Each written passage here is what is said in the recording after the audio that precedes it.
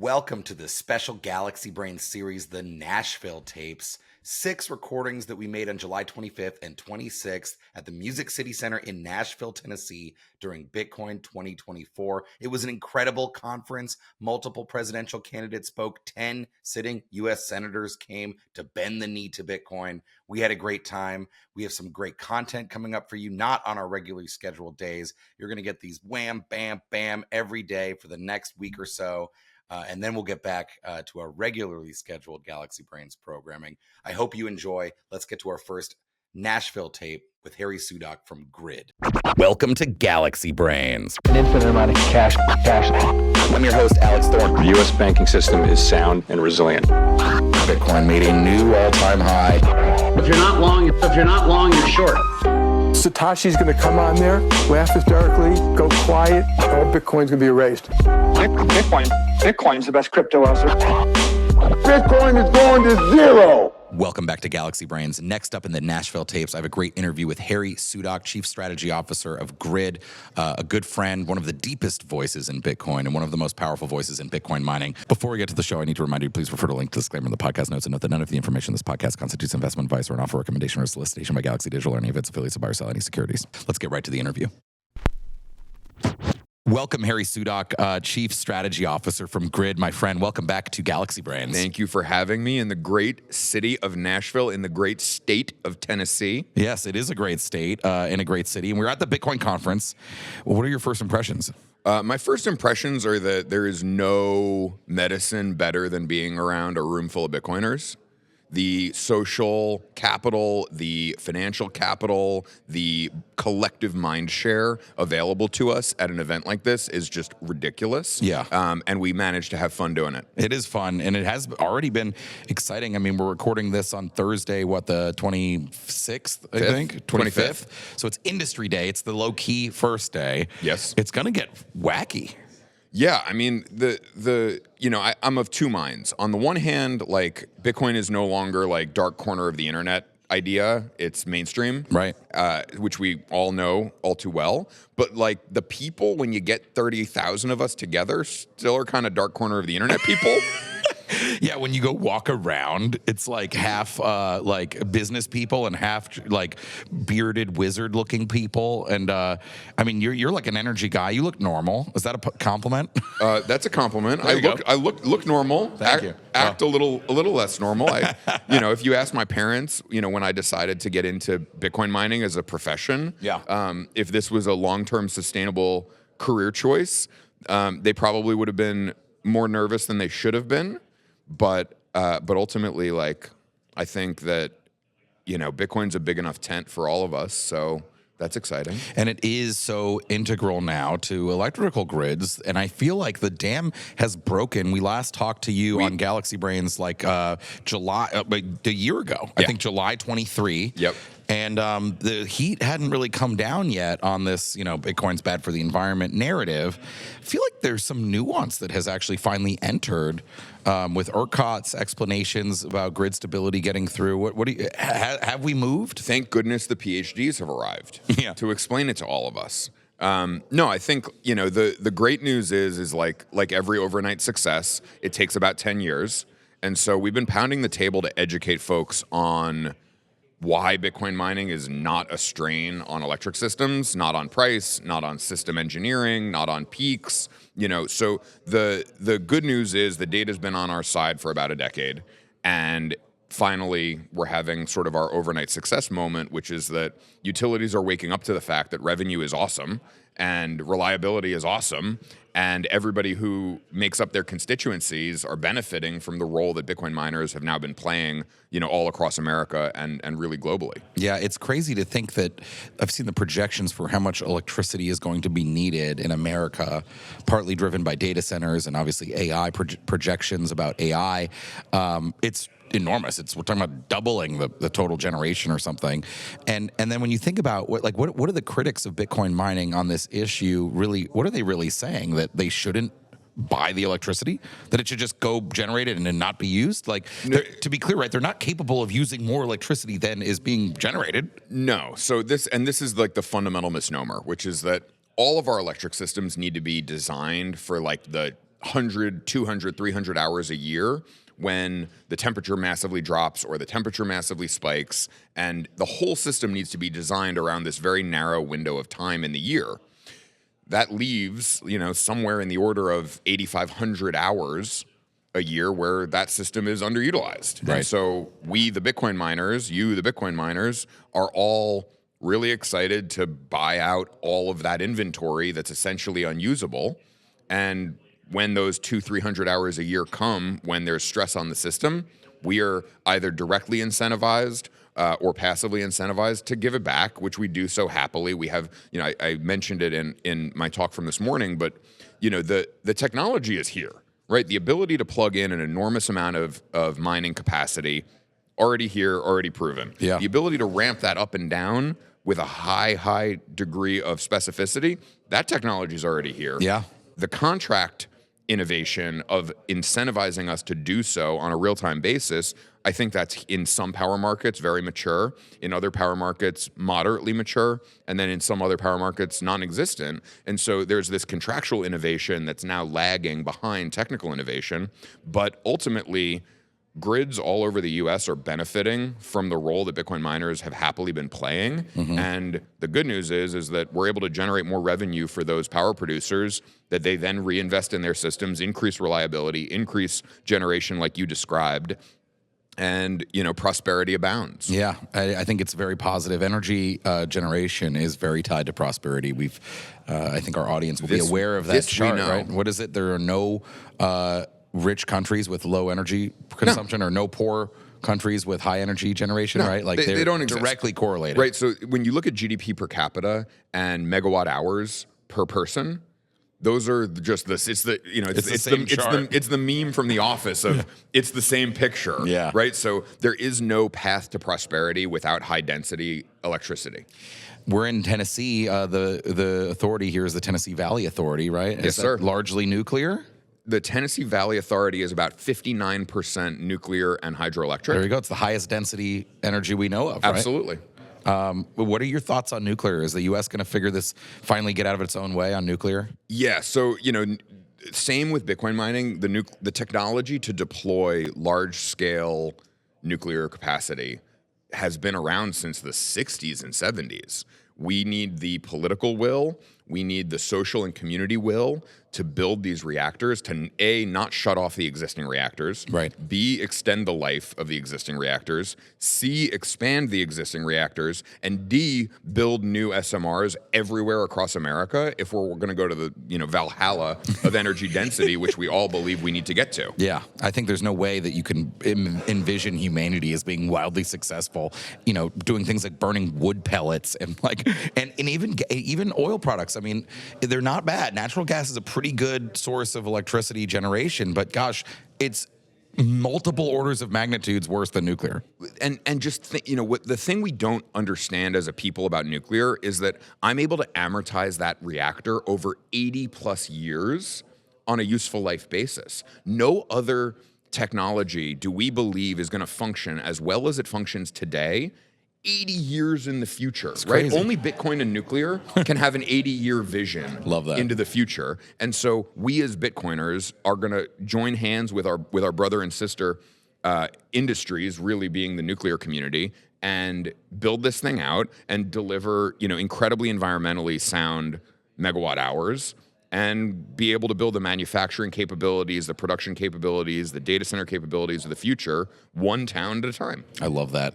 Let's pivot a little bit, Harry. We are in Nashville. You've recently moved to Nashville. Yes. Because you are a partner at Bitcoin Park. Yes. We've talked about Bitcoin Park on this podcast before, but why don't you tell the audience about it and what it is? Yeah, so I needed a second job like I needed the plague, but like any good Bitcoiner, we bit off a little more than we could chew. Bitcoin Park is a community space here in Nashville. We have a physical footprint. Alex is a generous member in our community. It's just a members club, basically, that hosts free and open events to the public to just work on Bitcoin education every step of the way. I think one of the things that excites me a lot about Tennessee is that we are becoming, I hate this like tech hub nomenclature, but it's starting to happen. The headquarters for Oracle is moving here. or maybe already has. I saw Alliance Bernstein move their headquarters here. Moved their headquarters here. So, the balkanization of the American state system continues in full force, especially here in Tennessee, where we're one of the triple net zero states. So no state income tax, no capital gains tax, and no dividend tax. God, that sounds nice. It is nice. and so we have this unique opportunity to recruit incredible established businesses here, especially in the technology sector, because their employees' lives will get better under a more business-friendly regime. So I think we're flexing that recruiting muscle as a state. And more specifically, how do we power great businesses? We power them with great people. And so what Bitcoin Park is here to do is to create the Bitcoin leg for all of these incredible people who are working in more traditional industry to kind of get their spicy dose of great. Bitcoin stuff. It really is great. These third places, as we talk about them, right? The idea is like you got home and work, but we really don't do well with third places in this country. It's not like in Europe where you go see people lounging around in the parks all the time. Central Park in New York is a great third place. They obviously exist. I like to think of Pub Key as the Bitcoin Park of New York. Bitcoin Park is the pub key of, but these things work. A pub key of Nashville. Just shout out to our friends. Our at friend Pub Key. Thomas. Yes, we love him. But it really is amazing. I mean, at Pub Key, at Bitcoin Park, these are now congregation places. I mean, you go there and you see people, right? They're there. Your friends are there. If you're in this is a movement. It's not just a monetary system. It's truly a movement that is becoming physical. I could not agree with this more, which is that, we are social creatures, right? We crave community and we crave interaction, especially when you mix that with an innovative new idea that Bitcoin obviously represents. There's a huge cultural component to this whole thing that we're doing.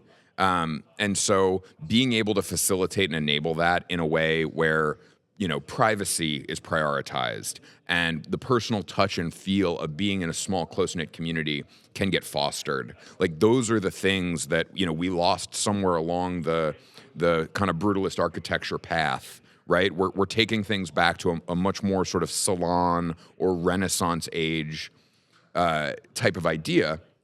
And we just want to spend time with each other. And if we can do something at the park to facilitate that, that's our mission. Yeah, great events there. I've been to the Lightning Summit, the Mining Summit, the Human Rights Foundation Global Summit, and I didn't get to the Nostr one, but I wanted to. Very interesting in Nostr. You do anything in Nostr?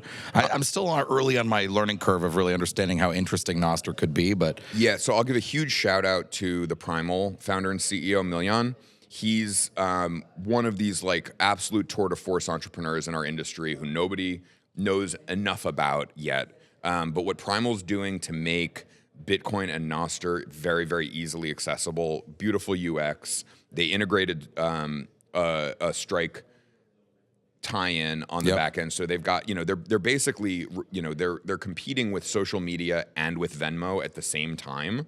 And it's really sleek and elegant. So I love their product. That's how I interact with Nostr. Yep.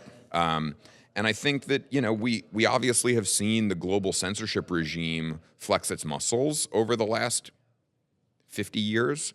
And so if we're able to bring the private key, public key cryptography tooling to more of our lives, we're going to become more sovereign, and then that will enable the real-time social interactions to be more meaningful, and we're happier people. So there was some big news for GRIID, Harry, an acquisition. Why don't tell us what happened? Well, we didn't make it to our 1-year anniversary as a public company.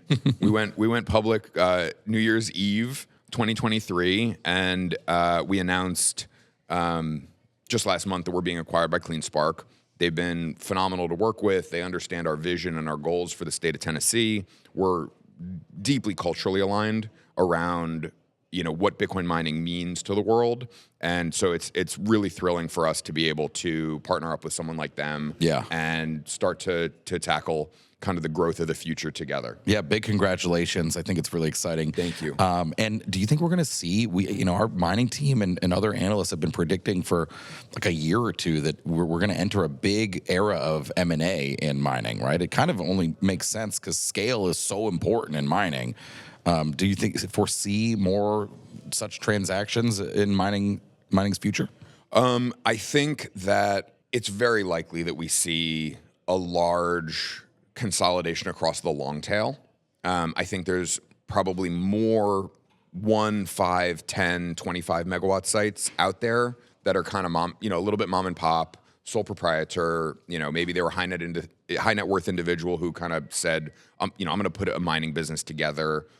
That made a ton of sense in 2018. It made a lot of sense in 2021.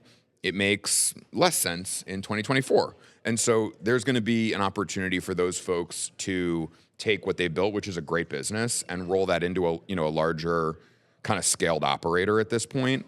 I think we're going to see a ton of that. I think when it comes to the large scale to large scale, I think that'll move a little more slowly. Obviously, there's lots of noise around the Riot and Bitfarms stuff. There's our deal, so I think there's certainly activity happening. Whether that all gets consummated or not is more of a question for me, but I think everybody's thinking about kicking the tires on both ends. I think there's a lot of analogous behavior to like more of the spec oil stuff that's been out there. Yep. Everybody's a buyer and a seller. Everybody's looking. Everybody's thinking about it. Everybody understands the economies of scale or where you need to get to. And I think that that means there's going to be a lot of activity, but whether that gets carried through finish lines is still something I'm watching. I saw something crazy. I was just looking now. 12% up expected next difficulty adjustment. What's going on in hash rate right now? Is there people adding a bunch of machines? I just think efficiency is continuing to climb at the end of the day. Like the number of joules required per terahash hour is going down. And there's a lot of fleets that are due for upgrades. The price point for high efficiency machines is much lower than it has been in previous cycles. And so I think the decision to make a capital commitment to refreshing is pretty compelling. Yeah. So I think, the efficiency of the entire network is going to continue to fall. And that means hash rate's going to continue to rise. But, we are in, a semi-historic bear market for hash price. And I'm really curious to see what happens when price starts to run ahead of difficulty again, because we all know it's a large cyclical business cycle. And we're going to go through a period at some point in the future when Bitcoin price and fees run ahead of this difficulty growth. And I think everybody's kind of trying to get as big as they can in advance of that happening. What's the historical significance of this year's Bitcoin conference, Harry, being in Nashville and everything else going around it? Bitcoin community of 5 to 7 years ago would not believe what we're seeing from a public presence of our little internet troll community. So it's super, super exciting that Bitcoin A is being taken very, very seriously. Yeah. We represent a rabid fan base who believes in a brighter future. And when you add the mixture of a hopeful, committed community who are also super high intelligence, super high work ethic, when you add that all together, you start to get to a place where there's a really, really motivated voter base. And so it's not a surprise to me that former President Trump is going to be here giving a speech over the weekend, because at the end of the day, we need to be courted. We're not courting them, they're courting us at this point. And that's a big reversal from where we were certainly 4 years ago, but really in Bitcoin's entire history, we've never seen anything like this before. Never. Okay, before we wrap, Harry, I wanted to ask you, you've got one of the best voices in Bitcoin. I'm a big fan of deep voices. Thank you. I was thinking maybe we could go back and forth and do some ads for Nashville, for the park, or for Bitcoin. I love it. Conference. They can be funny. For example, welcome to Bitcoin 2024, where the line for the men's room is longer than the line for the women's room. You find yourself here in Nashville. You walk off the plane. You check into your hotel. You wake up in the morning. You fire up that coffee. You roll into Bitcoin Magazine 2024 Bitcoin event, or the Republican National Convention 2.0. Which one is it? The world may never know. Welcome to Nashville, the home of Bitcoin. We are going to make Bitcoin and Bitcoin mining great again. Make it great again. It always was, never has been. My friend Harry Sudock from GRIID. Congrats on recent awesome stuff with GRIID. And it's always great to have you here, my friend. Good to see you. Alex, I'll spend time with you anytime, any place, any city, and have a good time doing it. Thank you, Harry. Good to see you. Likewise, brother.